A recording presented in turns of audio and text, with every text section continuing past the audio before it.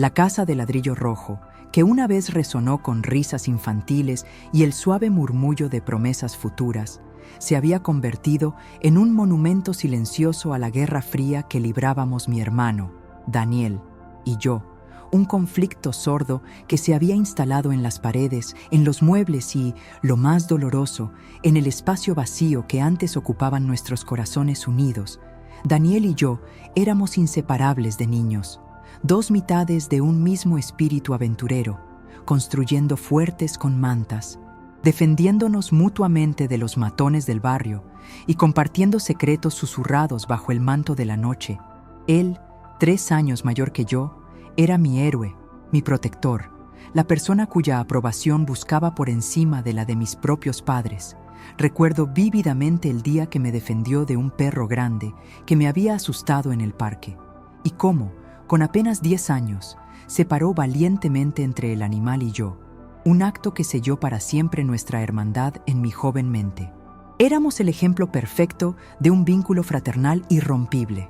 Pero, como a menudo sucede, la vida, con sus presiones y sus decisiones divergentes, comenzó a tejer hilos de tensión que con el tiempo se convirtieron en cuerdas de resentimiento que nos separaron implacablemente.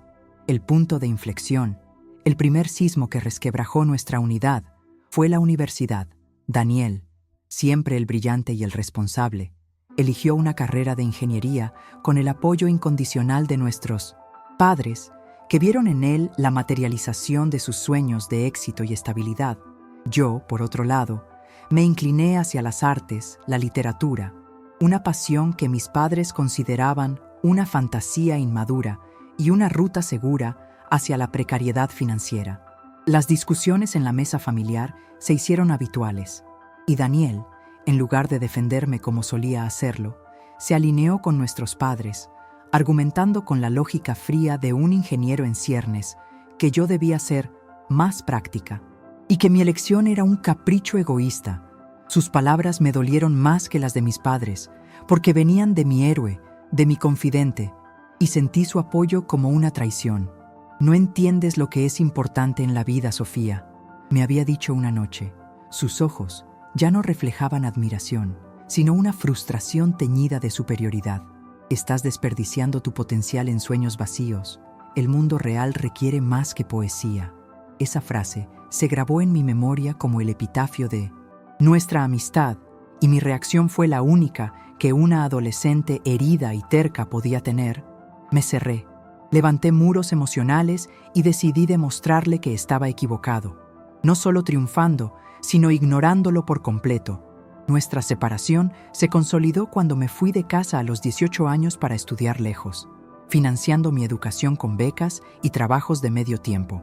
La distancia física se convirtió en una distancia emocional y nuestras interacciones se limitaron a saludos, incómodos y breves en las reuniones familiares obligatorias. Cada encuentro era una batalla de silencios incómodos y comentarios pasivo-agresivos. Él presumía de sus ascensos corporativos, de su nuevo auto, de su vida perfectamente estructurada, como si cada logro fuera un clavo más en el ataúd de mis sueños vacíos.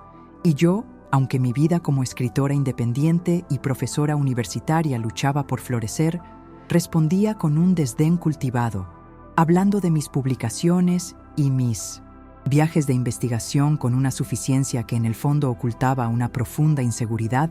Nuestro conflicto escaló hasta un punto de no retorno hace unos 10 años. El detonante fue la venta de la casa de nuestros abuelos, una propiedad cargada de recuerdos y valor sentimental que nuestros padres habían decidido vender para financiar su jubilación. Daniel, como el experto en finanzas de la familia, se encargó de la negociación y en su pragmatismo implacable acordó la venta a 100%, un precio que, según él, era el valor de mercado justo. Yo, sin embargo, creía que el valor emocional y sentimental de esa casa, nuestro lugar de juegos y refugio, justificaba un precio más alto, o, al menos, un debate familiar más profundo sobre si debíamos venderla en absoluto. La discusión estalló durante una cena de Navidad, la última cena de Navidad que celebramos como una familia unida. Le acusé de ser un traidor al legado familiar. de priorizar el dinero por encima de los recuerdos, y él, con la voz templada por la rabia, me acusó de ser una idealista irresponsable que vivía en una nube de fantasía y que no entendía la realidad de las responsabilidades financieras. «Siempre has sido así, Sofía», me espetó con desprecio. «Vives en un mundo de libros y no tienes ni idea de lo que cuesta mantener las cosas. Solo sabes criticar a quienes sí ponemos los pies en la tierra». Ese comentario fue la línea de meta de nuestra relación, el golpe final que no pude ignorar. Le grité que prefería vivir en un mundo de libros que en su mundo frío y materialista, y recogí mi chaqueta, jurando silenciosamente que no volvería a cruzar el umbral de esa casa ni a compartir el mismo aire con él. Y así fue. Durante 10 largos años, Daniel y yo rompimos todo contacto. Nuestras vidas se movieron en órbitas separadas. Solo teníamos noticias el uno del otro a través de nuestros padres, que se habían convertido en los mensajeros renuentes de nuestra obstinada animosidad. Me perdí el nacimiento de sus 2 hijos, mis sobrinos, de los cuales solo vi fotos fugaces, y él se perdió el lanzamiento de mi primer libro, una novela que, irónicamente, se centraba en la complejidad del amor fraternal, la ausencia de Daniel en mi vida y la mía en la suya. Dejó un vacío que ni el éxito profesional ni las nuevas amistades podían llenar por completo. Y aunque nuestro orgullo nos obligaba a mantener esa distancia, en el fondo, ambos sabíamos que la guerra no era contra el otro, sino contra la ausencia del otro, que nos dolía a diario. No era odio, era un dolor insoportable que se manifestaba como indiferencia, hasta que una llamada a altas horas de la noche, cambió el juego para siempre. La voz de mi padre al otro lado de la línea sonaba quebrada, una mezcla de terror y desesperación que me heló la sangre. «Sofía», susurró, y supe de inmediato que algo terrible había sucedido, algo tan grave que había roto la barrera de nuestro silencio autoimpuesto. «Es Daniel, tuvo un accidente grave, un accidente de coche, está en el hospital y no sabemos si va a sobrevivir». El mundo se detuvo, el resentimiento, el orgullo, los 10 años de conflicto, todo se disolvió instantáneamente en un torrente de puro y visceral amor fraternal.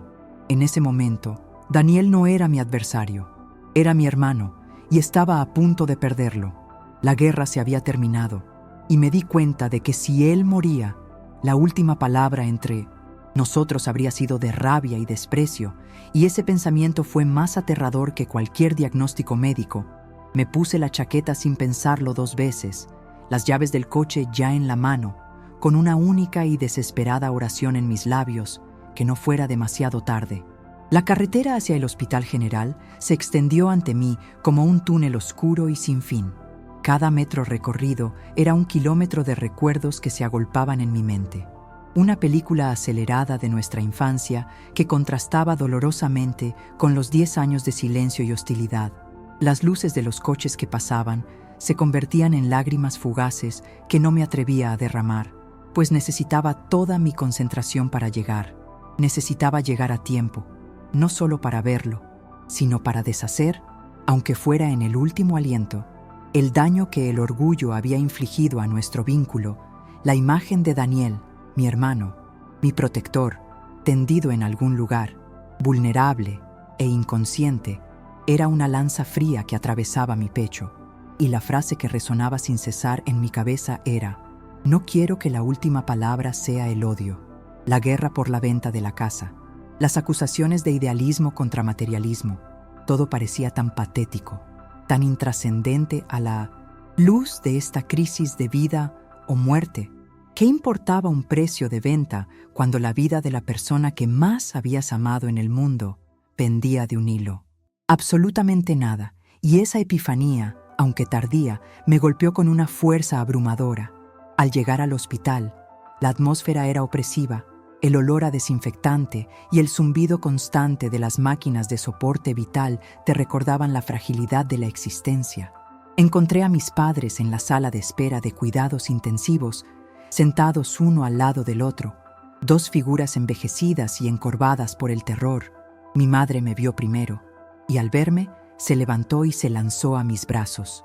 Un acto que rompió la distancia que también se había instalado, aunque de forma menos intensa, entre nosotros. Mi padre, con los ojos rojos e hinchados, solo asintió. Su rostro, una máscara de dolor que no necesitaba palabras. «Está en cirugía, Sofía», me dijo mi padre con voz áspera. «Lleva 5 horas. El impacto fue muy fuerte. Los médicos dicen que tiene fracturas múltiples y una hemorragia interna que no logran controlar del todo. Es muy grave». Las palabras «muy grave» resonaron en 1900. El silencio de la sala, y sentí que la única razón por la que no me desmoronaba era porque el cuerpo me exigía mantenerme firme para lo que venía. Me senté junto a mis padres, y el tiempo se convirtió en un charco lento y viscoso. Cada minuto era una eternidad. Y en ese silencio compartido, en esa espera angustiosa, las viejas rencillas se disolvieron por completo. No había reproches, no había discusiones sobre carreras o dinero, solo la unidad primal de una familia aterrada, esperando noticias de uno de sus miembros, y de repente mi padre se giró hacia mí y vi la culpa en sus ojos. «Él preguntaba por ti, Sofía», me confesó, su voz apenas un susurro. «Hace unos meses me preguntó sobre tu nuevo libro. Quería comprarlo, pero no se atrevió a llamarte. Me pidió que te mandara un mensaje, pero yo estaba cansado de la pelea y no lo hice. Pensé que si no hablaban, al menos no pelearían». La revelación me rompió el corazón. Daniel, el ingeniero frío y distante, se había preocupado por mi sueño vacío. Había buscado un puente, un punto de contacto, y yo, envuelta en mi orgullo de víctima, ni siquiera le había dado la oportunidad. Me di cuenta de que si bien Daniel fue quien inició la distancia con sus críticas, yo había sido igual de obstinada en mantenerla, en usar el resentimiento como una armadura. «No importa, papá», le dije, tomando su mano temblorosa. «No es culpa tuya, ni de nadie. Fue nuestra, fue de nuestro orgullo. Y ahora, solo. Importa que sobreviva, para que podamos arreglarlo». La espera se prolongó durante 3 horas más, y finalmente, el cirujano, un hombre alto con ojeras profundas, salió de la sala. Su expresión era grave, pero no desesperada. «Logramos detener la hemorragia», nos informó, su voz cansada pero profesional. «La operación fue un éxito, en el sentido de que logramos reparar la mayoría de los daños, pero el trauma en el cráneo fue significativo. Está en coma inducido, su cuerpo necesita descanso para sanar, el riesgo sigue siendo alto, pero por ahora está estable. Es una batalla larga, pero le hemos dado una oportunidad». La noticia fue un respiro que nos permitió respirar por primera vez en toda la noche. Pero la batalla no había terminado. La visita a Daniel en la UCI fue un golpe brutal de realidad. Estaba conectado a tantas máquinas que apenas se le distinguía bajo las sábanas blancas, tubos por todas partes. El sonido rítmico del respirador artificial era el único indicio de que su vida continuaba. Me acerqué a la cama y por primera vez en 10 años lo vi de cerca, no como mi adversario, sino como el niño que me defendió de aquel perro, el adolescente que me enseñó a montar en bicicleta. Su rostro, pálido y cubierto de moretones, era una imagen dolorosa, y ya no pude contener las lágrimas. Me incliné sobre él, sintiendo la necesidad desesperada de tocarlo. Tomé su mano, que estaba fría y flácida, y la sujeté con mis 2 manos, sintiendo el vacío de la ausencia de su respuesta. «Daniel», susurré, mi voz rota por el llanto. Lo siento mucho, por todo, por el orgullo estúpido, por el tiempo perdido, por dejar que nos separaran las cosas materiales. No importa la casa, no importa el libro, solo importa que tú estés aquí. Despierta, te necesito, tus hijos te necesitan». Hablé durante un rato, contándole cosas tontas, recordándole anécdotas de la infancia, y mientras hablaba, noté un pequeño objeto en la mesita. De noche, junto a su cama, era un pequeño libro. Mi libro, el que había publicado hace un año, estaba gastado, con la cubierta un poco doblada, y al abrirlo, encontré que varias páginas estaban marcadas con pequeños trozos de papel, y en una de ellas, en el margen, había una nota escrita a lápiz con su letra inconfundible. «Qué buena frase», Se la contaré a mi hijo, la prueba de que no solo lo había comprado, sino que lo había leído y lo había valorado. Las lágrimas cayeron sobre las páginas del libro. Ya no eran lágrimas de tristeza, sino de un alivio agridulce, un dolor mezclado con la conciencia de que, a pesar de la distancia, nuestro vínculo nunca se había roto del todo. La guerra había sido una fachada, una ilusión creada por el miedo a ser vulnerable, y ahora, en la UCI, esa ilusión se había desvanecido. Sentada allí, con su mano en la mía, me prometí que si Daniel despertaba, no habría más silencios, no habría más orgullo, solo la reconstrucción paciente y amorosa de todo lo que la obstinación nos había robado. Sabía que el camino sería largo, pero por primera vez en una década no estaba sola.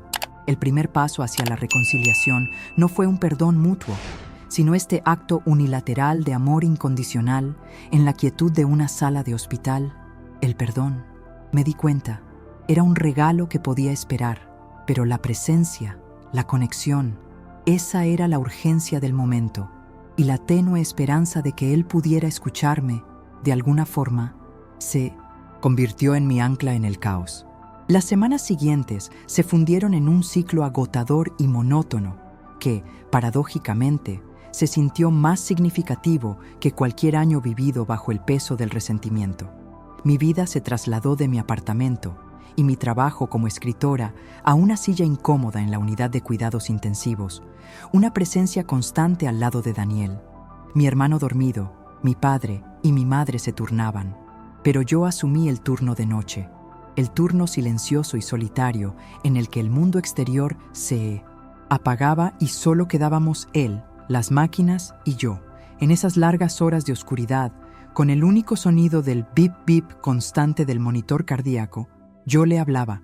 No solo le contaba anécdotas de nuestra infancia, la vez que rompimos la ventana de la cocina jugando a la pelota y le echamos la culpa al gato, o la vez que él me ayudó a estudiar para un examen de matemáticas, sino que también le hablaba de mi vida, de mis miedos, de mi trabajo como escritora, de mis logros y mis fracasos, de las cosas que nunca compartí con él por miedo a su juicio o por el orgullo herido. Le leía pasajes de mi novela, los que él había marcado con lápiz, y en esos momentos sentía que nuestro diálogo, aunque unilateral, era el más honesto y profundo que habíamos tenido en años. Daniel seguía en coma, un estado de suspensión que se sentía como un limbo cruel, pero los médicos notaban pequeños signos de actividad, leves movimientos de los dedos o una fluctuación en la lectura cerebral cuando hablábamos de ciertos temas, y esa pequeña esperanza era el único combustible que me mantenía en pie. Durante una de esas noches, decidí confrontar el origen de nuestra pelea, la venta de la casa de los abuelos. Tomé su mano y le hablé de mi dolor por la pérdida de ese lugar, no por el dinero, sino por el recuerdo, y de la forma en que sentí que él había priorizado la lógica fría por encima de mi dolor emocional. Sé que querías lo mejor para mamá y papá, Daniel, le dije, mi voz suave y llena de lágrimas, pero la forma en que me trataste, la forma en que me despreciaste por ser diferente, eso me rompió. Me hizo sentir que no me veías, que solo veías mis elecciones como un fracaso, y no como la búsqueda de mi propia verdad. Mi confesión fue una liberación, una purga de la amargura acumulada durante 10 años. No buscaba su respuesta, sino simplemente liberar la verdad, porque sabía que, para que nuestra reconciliación fuera real, él tenía que saber cuánto me había dolido su desprecio, y mientras terminaba de hablar, me quedé mirándolo y vi algo que nunca había visto en los 10 años de nuestra guerra. Una lágrima, una sola y solitaria lágrima que se deslizó por el rabillo de su ojo cerrado y se perdió en su sien. El gesto fue tan pequeño, tan sutil, que podría haber sido un reflejo involuntario, pero para mí fue un grito, una respuesta, una señal de que me había escuchado, de que el hombre detrás de las máquinas estaba allí y que su corazón herido también sentía el peso de nuestros años de conflicto. Esa lágrima fue mi mayor consuelo, mi prueba de que el amor no se había extinguido, solo se había escondido detrás de una gruesa capa de orgullo.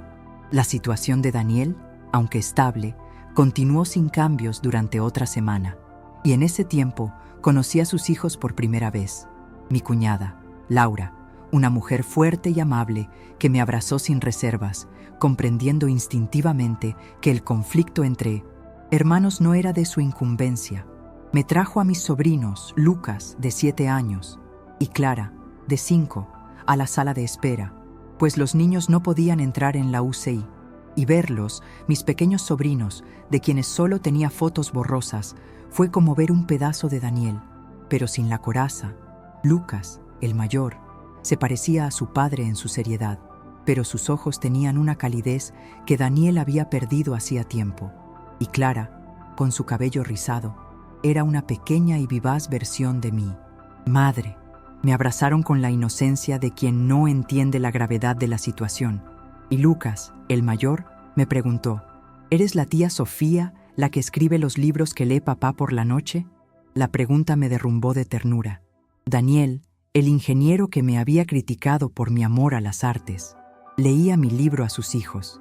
Ese descubrimiento fue la confirmación final de que él siempre había estado ahí, observando, preocupándose, pero demasiado orgulloso para cruzar la línea. Al día siguiente, mientras estaba en la UCI, Daniel mostró signos de despertar. No fue un despertar dramático de película, sino un proceso lento y gradual. El neurólogo, emocionado pero cauteloso, nos informó que empezarían a reducir la sedación. Y el corazón se me salió del pecho. Me quedé sola con él.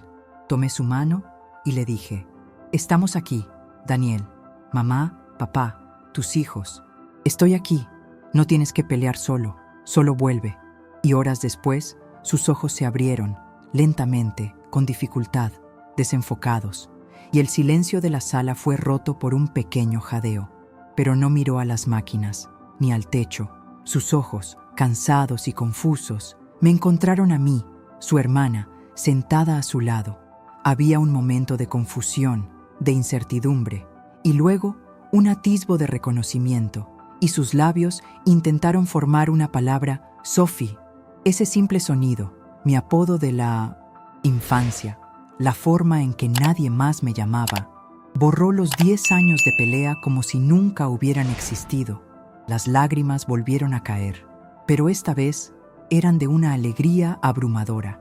El médico me pidió que me retirara para hacer las primeras pruebas, pero antes de que pudiera soltar su mano, Daniel hizo un esfuerzo, un leve pero inconfundible apretón. No era la fuerza de un hombre recuperado, sino la fuerza de un alma que se aferraba a la conexión perdida. Salí de la UCI, con el corazón latiendo desbocado, y compartí la noticia con mis padres. El milagro, la oportunidad de una nueva vida, se había concedido. Daniel estaba despierto, y la primera persona que había visto, la primera palabra que había intentado pronunciar, había sido la mía. En ese momento, supe que no había sido el accidente, ni la medicina, lo que lo había traído de vuelta, sino el amor incondicional que se había manifestado en mi presencia, en mis confesiones y en la ruptura de nuestro silencio. Y el verdadero acto de sanación, la conversación que lo arreglaría todo, estaba a punto de suceder. Pasaron 2 días desde el despertar de Daniel hasta que los médicos consideraron que estaba lo suficientemente estable y lúcido como para recibir visitas sin riesgo. Me habían permitido breves momentos para asegurarme de que me reconociera.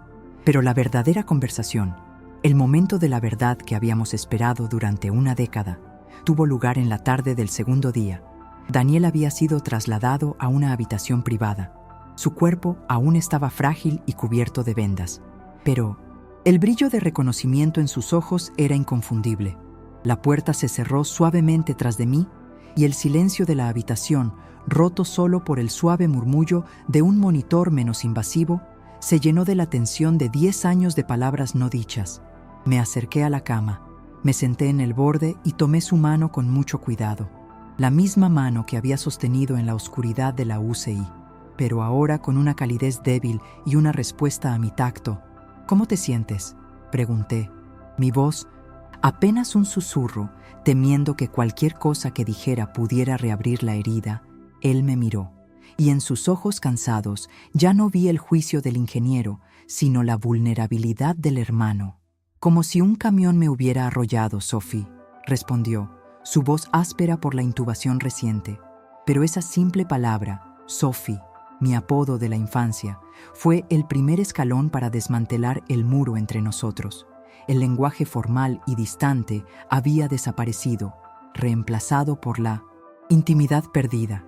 Lo siento mucho, Daniel, dije. Y esta vez, mi disculpa no era por la situación actual, sino por mi parte en la guerra. Lamento haber dejado que mi orgullo me mantuviera lejos. Lamento no haberte llamado, no haber conocido a tus hijos.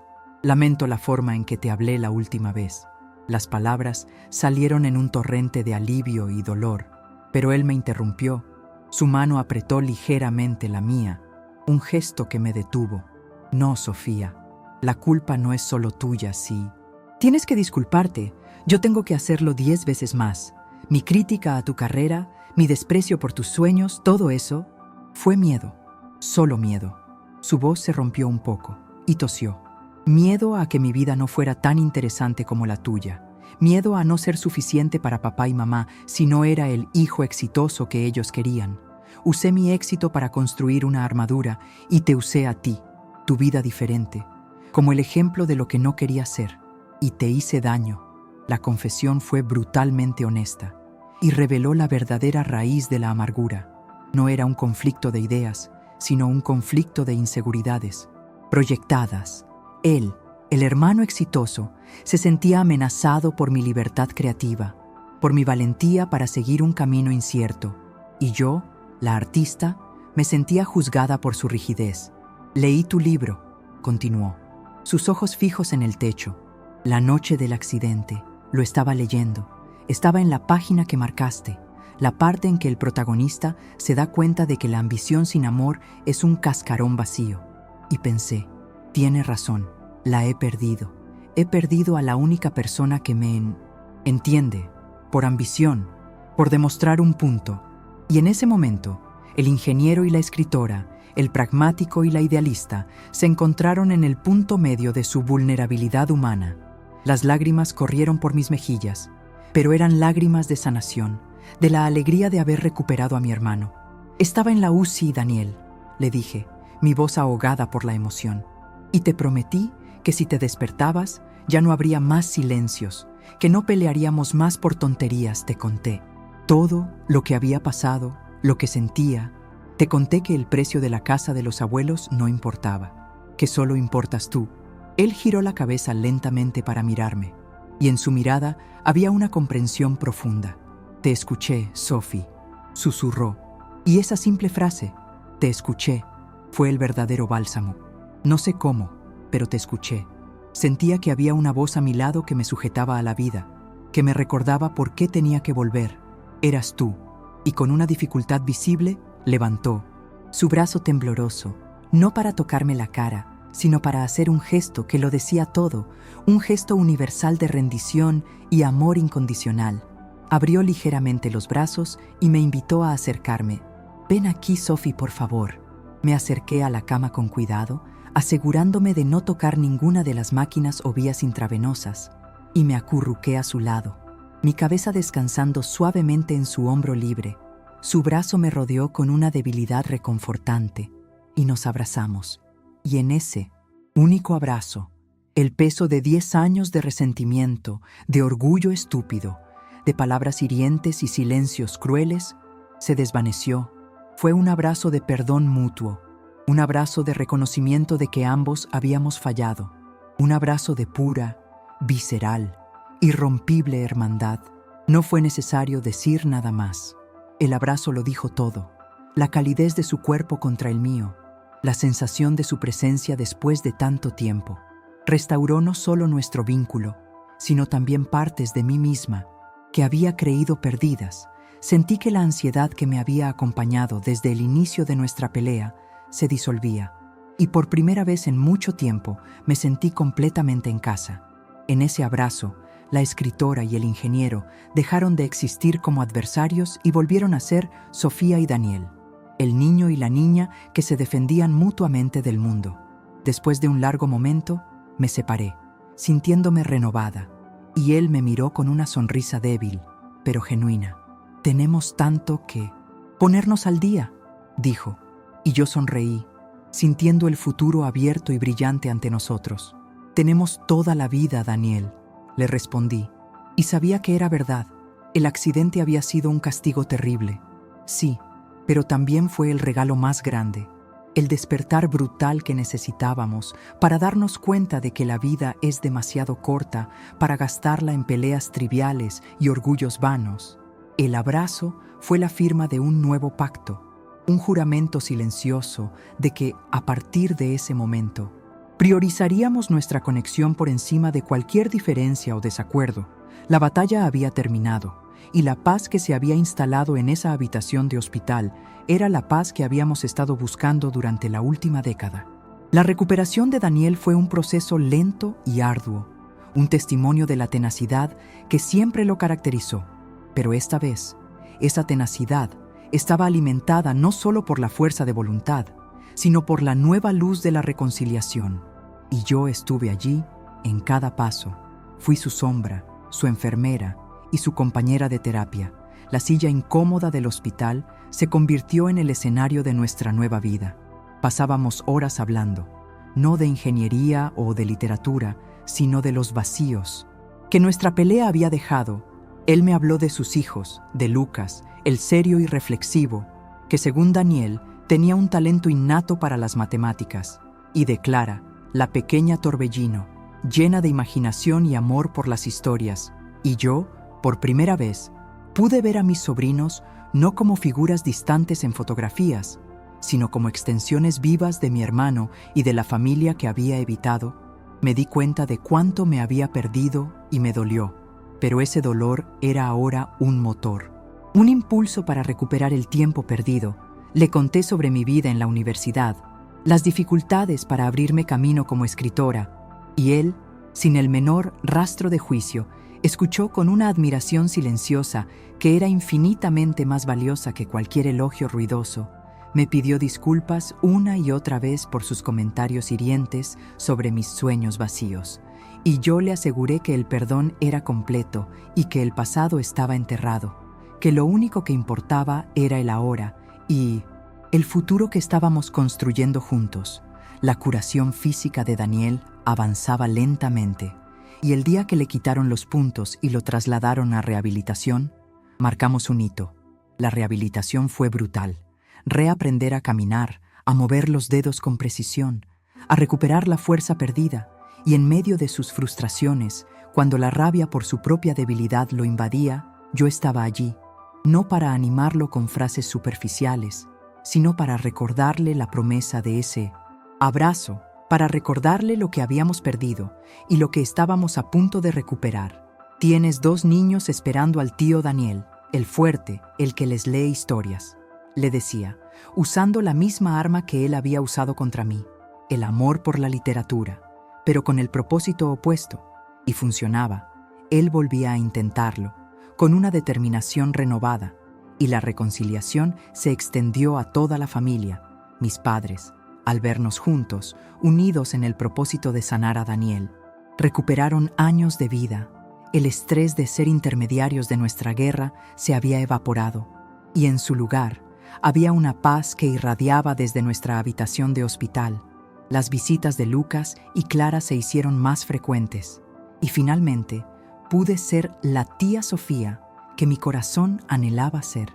Lucas, el serio, me pedía que le contara historias de mis libros, y Clara se acurrucaba en mi regazo, pintándome dibujos garabateados que atesoré como si fueran obras de arte.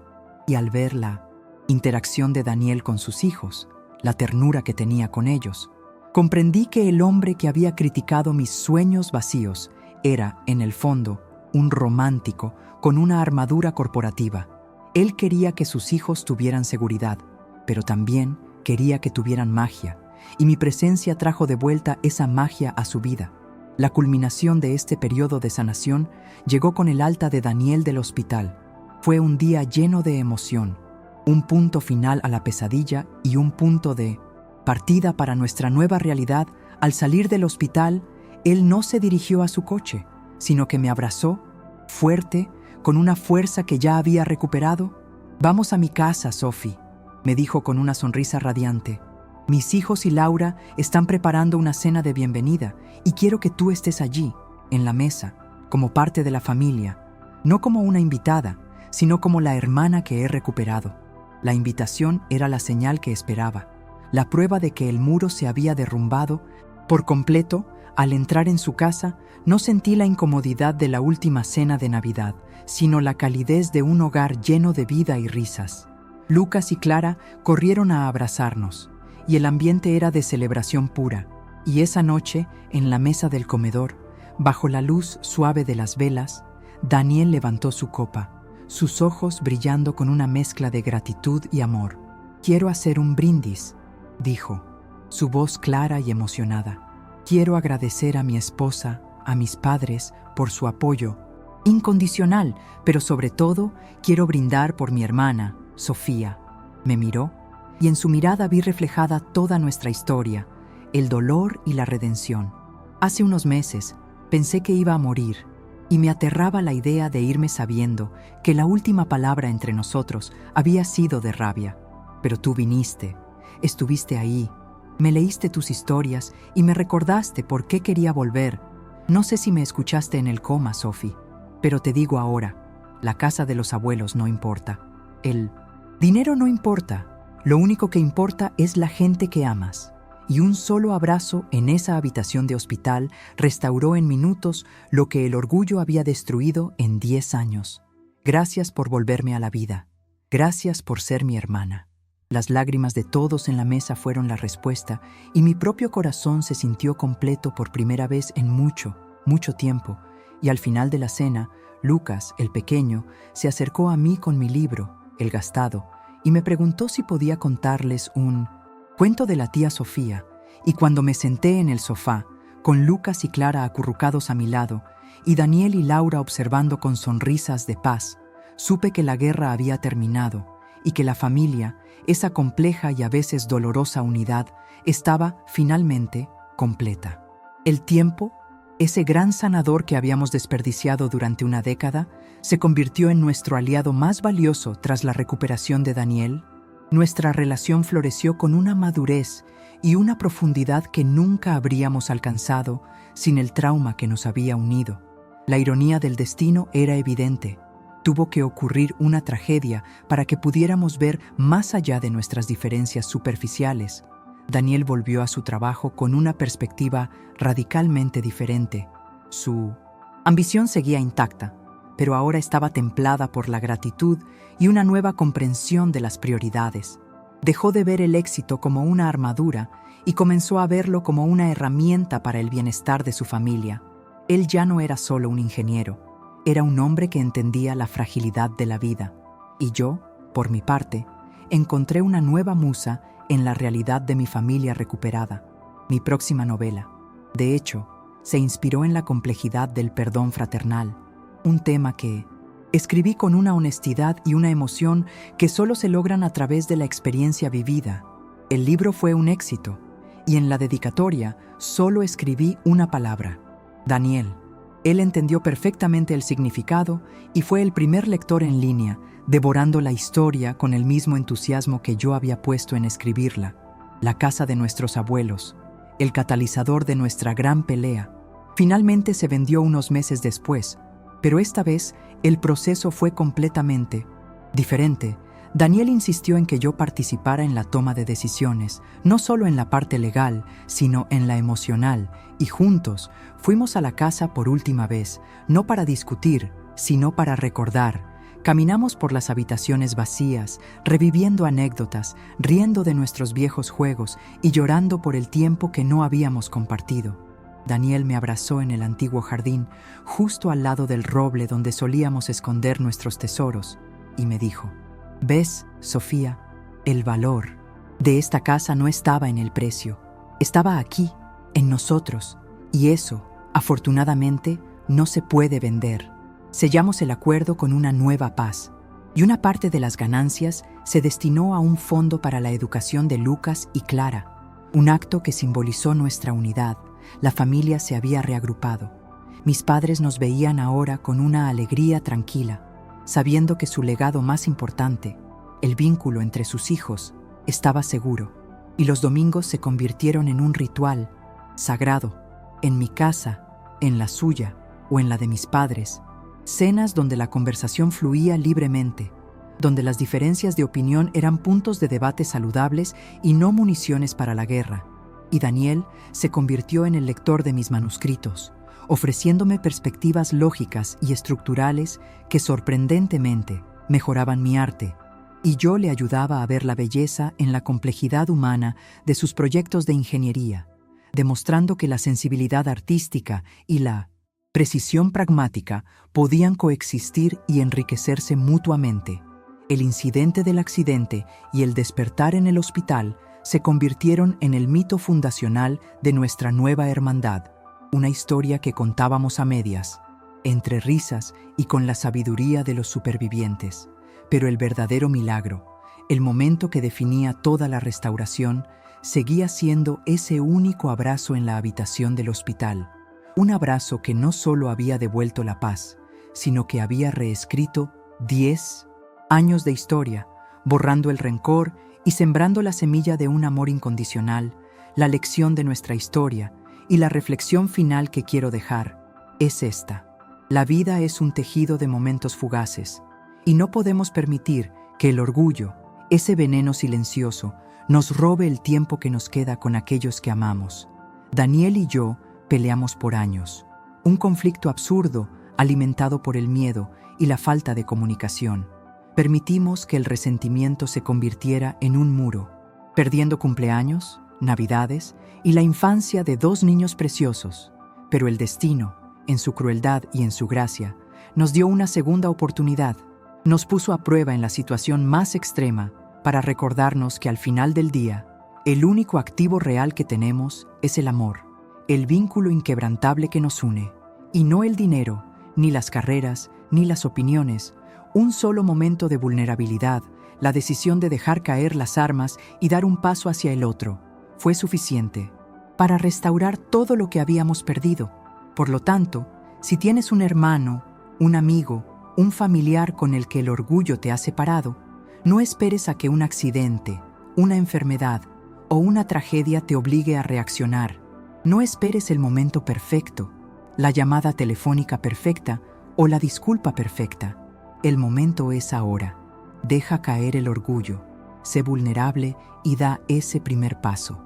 Porque un simple abrazo, dado con el corazón abierto y sin reservas, tiene el poder, no solo de perdonar el pasado, sino de reescribir un futuro entero. La reconciliación es un regalo que te das a ti mismo. Y Daniel y yo lo aprendimos de la manera más dura, pero la lección fue inestimable. El amor siempre espera, pero el tiempo, ese no perdona.